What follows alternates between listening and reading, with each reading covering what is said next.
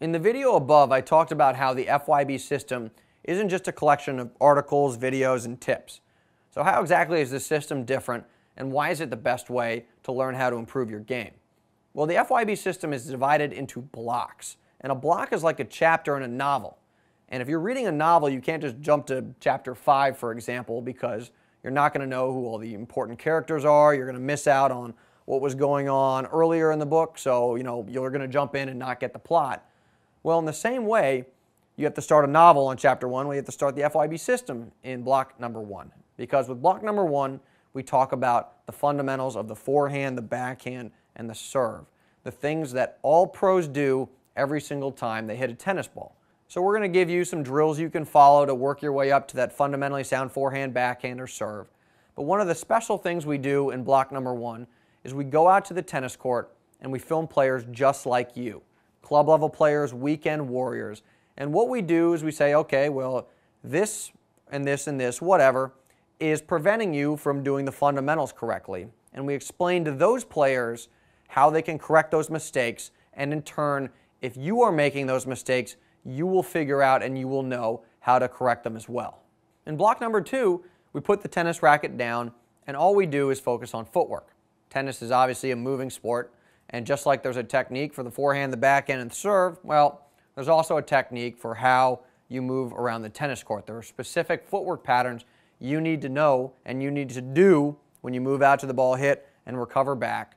So all we do in block 2 is focus on how you move. And footwork is so important that someone like Roger Federer, a couple times a year, all he does is focus on his footwork. Doesn't even hit a ball. All he does is focus on how he moves around the tennis court. And that's one of the reasons not only is he the best player ever, but it looks like he's gliding around the court because his footwork is impeccable. So in block number 1, we learned how to hit when we weren't moving. And then in block number 2, we put the racket down and we figured out how to move around the court effectively. Well, in block 3, now we put those two things together, technique and movement. Like I said before, tennis is obviously a moving sport. So we teach you how to move out using those correct footwork patterns, hit properly, then recover back to the middle and be in position to move out to the next ball. And so at the end of block 3, you will be able to move and hit in a technically sound manner, in a manner that high-level players are doing every single time they step on the tennis court to play a match. Now that you can move and hit properly, in block 4 we're going to shift gears. We're going to start talking about strategy, things like inside and outside ground strokes, why some shots are easier to control than others. We're going to talk about court geometry and how directionals and court geometry make some shots higher percentage than others and help you influence where you want to go with the tennis ball when you're out playing a match.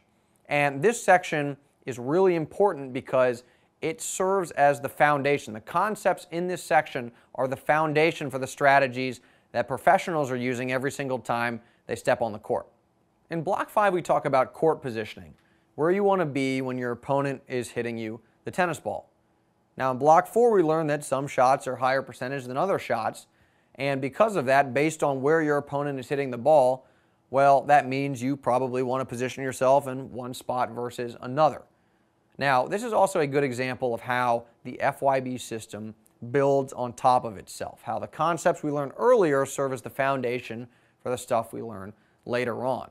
We wouldn't know where to position ourselves if we didn't know that based on where our opponent is hitting the ball, well, some shots are higher percentage than others. That notion, that concept, is what dictates where we are now going to position ourselves when we wait for our opponent to hit us the ball.